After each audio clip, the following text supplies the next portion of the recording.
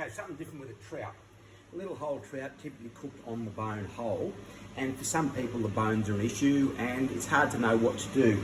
So we're going to take this trout, nice little plate-sized trout, about 1 kilo, and turn it into a pocket. Turn it into a whole trout that's got no bones and it's opened up, and then we can fill that with a nice prawn mousse, a nice stuffing, and bake it whole. So you've got the visuals of the whole fish with a beautiful inside. So I'm going to do a little later when I actually cook one of these, but just to show you how to actually make this happen.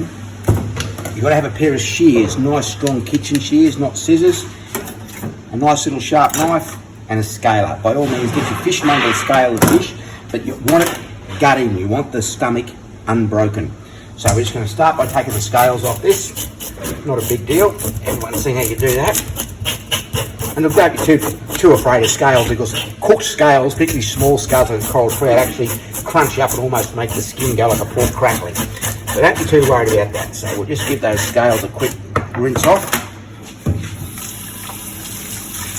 And now this process, it's a little bit tricky, it's a little bit fiddly, but I think it's worth playing around with. So we're going to start down, not quite to the tail, and just run along the backbone right up to its head, and just take a second cut there so you're getting well down into it, but you're not taking the knife right through. You're not going to break the skin on this side. We're going to do the same on the other side. Run along the backbone down to just before its tail, and again run your knife down the backbone. Be prepared to take your time with these.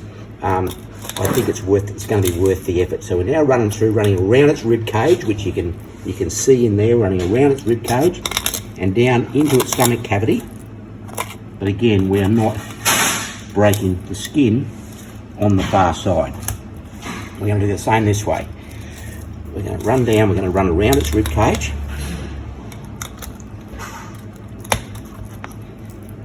down into the stomach cavity without breaking through the stomach itself. Okay, so we've got to that point where pretty much the bones are separated from the flesh of the whole fish. Now your kitchen shears. Go down to the tail where you've gone to and just snip that off. That's that done. Now that's now going to pull out with a little bit of effort. It's going to pull out all the rib cage, all the way up to the back of the head. And again, get your kitchen shears in as close as you can get to the head. That's now most of the bones, including the rib cage, removed from the fish, and it's open. You've got one little ridge of bones there that are attached to its caudal fin. You shear those off. And now the fun part, I'm going to try to take the gills out and the guts out through its neck. So with your little sharp knife, again, we're just going to detach those gills from around both sides. I don't expect you're going to get it done as quick as I am, but you're going to get it done. Again, your kitchen shears, because you want to leave that piece of the fish intact to hold the head together. So you're going inside of that with your kitchen shears. Snip the gills off. So your gills are now attached in there to the roof of its mouth. So again, your little sharp knife, pretty easy. He says doing it hard. Detach those gills. Now those gills should now come out through there and bring the bulk of the stomach out with it. You've now gutted that trout through its neck. So your insides are now empty of stomach. A little bit there will clean up. Clean of bones. And that's now ready to sit on a baking tray. Curl the tail, stuff it with something beautiful, and bake that, and you're getting the effect and the head and the beauty of a coral trout with a pocket of something delicious inside. So we'll give that a rinse.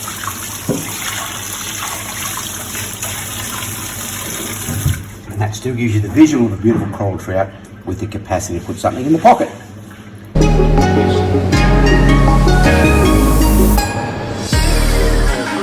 So, an awful lot of people in the last 2 days have met my little friend, the trout pocket. And I've had a lot of people asking me just What's the recipe? What am I going to do with it?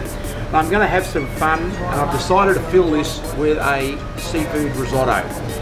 Normally I'd use fish in the seafood risotto, but that's the bowl will be the fish, so I'm going to use some mussels and some prawns and some calamari, a bit of tomato, a few little extra bits and pieces, little chefy tips. So I'm going to start with this trout. I'm actually going to cook this separate to the risotto and then put the risotto in just literally to serve it. So, funnily enough, the coral trout itself is going to cook a lot faster than risotto. So we're going to get the coral trout ready to go into the oven and set that aside, start the risotto, and then about 10 minutes before the risotto is actually cooked, I'm going to throw the trout in the oven and it's all going to come together just perfectly. So I'm going to take the trout and I want it to stay in that nice open shape. So I'm going to make this alfoil nest just to get this trout to nestle in so it cooks standing up nice and straight. I'm happy with that. And I also want to get a ball of alfoil and just pop it inside. And again, that's going to make sure that trout stays open in the shape of a bowl. So I've got those two pieces of alfoil shaped at the moment. I'm going to pop a little bit of baking paper in there because I don't want anything to stick to the alfoil. So our trout goes into that little alfoil nest. I'm going to give it a nice little bit of salt and some pepper, a little bit of olive oil, and pop that little bowl of alfoil into there. And that's now ready to go into the oven, and that's going to cook in 10 or 12 minutes. We'll change it a little bit depending on the size of the fish. What I'm doing, that's ready to go. I'll set that aside. I'm going to move on and make a risotto. But it's really straightforward. It's some olive oil, it's in a saucepan. I'm going to throw in some chopped garlic and some onion. I'm going to move across and get this moving. And look, I'll come back and see you in 10 minutes when this is all starting to move along, and we'll start getting into the interesting stuff.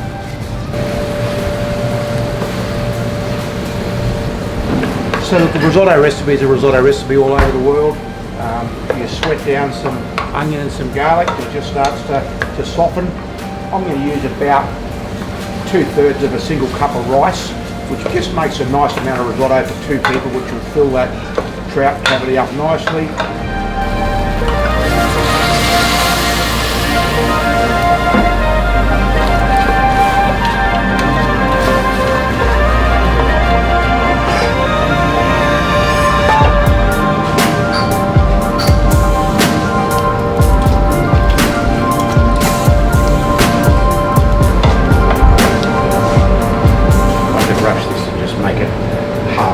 Rather do it properly because I can give it to someone sitting outside and they're going to go,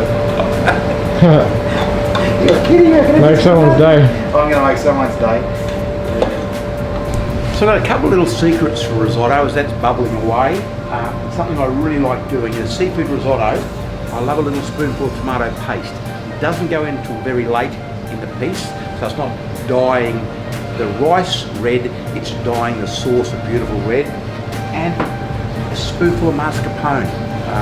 While we always use parmesan butter in risottos, I think a spoonful of mascarpone right at the finish as an extra cheese just sets it apart from the normal risottos.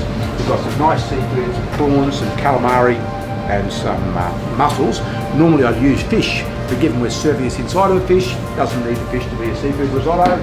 We're going to put in some little cherry tomatoes and some spinach. And I think as we start to get these are going to become probably one of our absolute hero dishes. I think we'll call it the ultimate seafood risotto for two people. So back to my risotto story. The other thing we're not going to do, you notice I'm cooking the risotto now, the seafood won't go in until 2 or 3 minutes before it's ready to finish, because the seafood will cook really quickly. I don't want that seafood overcooked in the risotto, and because we're using a lovely fish stock in the risotto itself, it's already got that nice rich seafood flavour through it. I want the prawns, the scallops, the mussels all to be still nice and tender and just cooked. The fish will be just cooked out of the oven. And again, the tomatoes and spinach will go in very late in the piece as well. So you can take any risotto, particularly risotto with a chicken stock, and work it up to a point where it's just about cooked, and then you can do anything with it. You can add anything with it, but you add it late in the piece.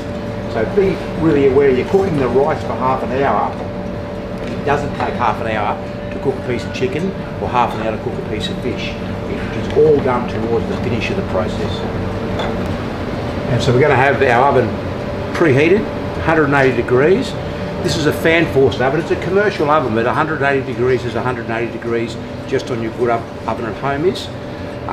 The fish we're cooking, a coral trout of around about 1 kilo, is going to take between 10 and 12 minutes. A bigger fish might take a little longer, so it's really up to you to test as you go at about the 10-minute mark. With a skewer, just start seeing if your fish is cooked. The moment it's cooked, pull it out. The risotto is going in hot, and the whole thing is going to continue to cook slowly within that whole confines of that beautiful fish. So oven's preheating, so it's ready to go. Risotto is ticking along.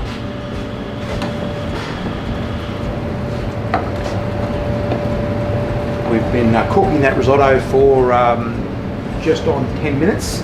So another 5 minutes, I'm going to put the fish in the oven. Okay, so it's time. Our little coral trout pocket is going into the oven.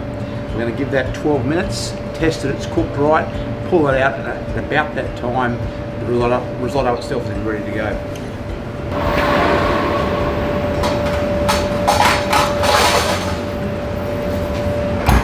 Here's open.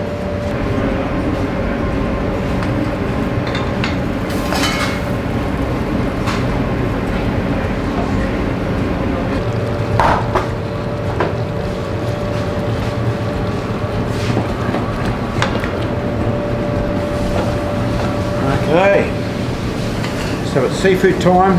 Some nice little South Australian mussels, some prawns and some calamari. That's in. That boiling hot rice will cook that down beautifully in just a few minutes. The part we all love with risotto, the cheese. Low calorie stuff. Some cheese, Parmesan cheese. A nice big knob of butter. Stir those in for a little while.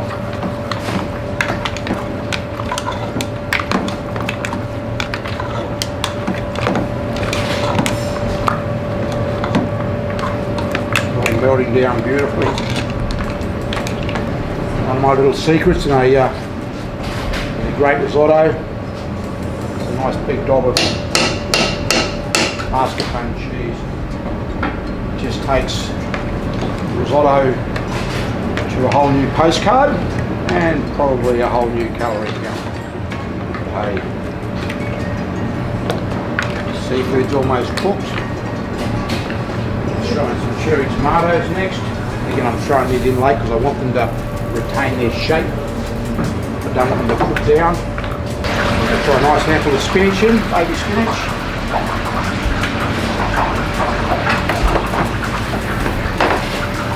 Down really quickly.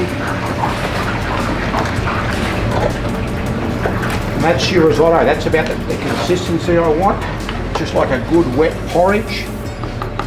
And the most important thing you do with a risotto, just like you do with a good steak or a good roast leg of lamb out of the oven, is now give it some time to rest. So I'm going to set that aside with a lid on top and let it alone.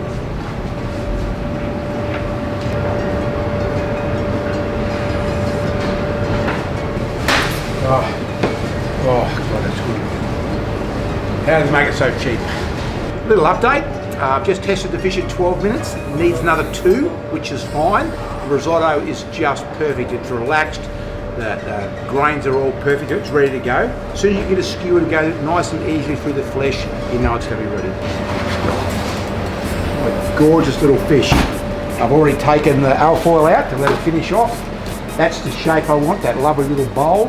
And now I'm going to fill that bowl and that cavity with this amazing seafood chowder, seafood risotto. We're going to let it heat and spill over the fish. Just a nice little garnish down each side. And a little bit of cracked pepper. I don't think there's a better way to serve a coral trout that's ever been.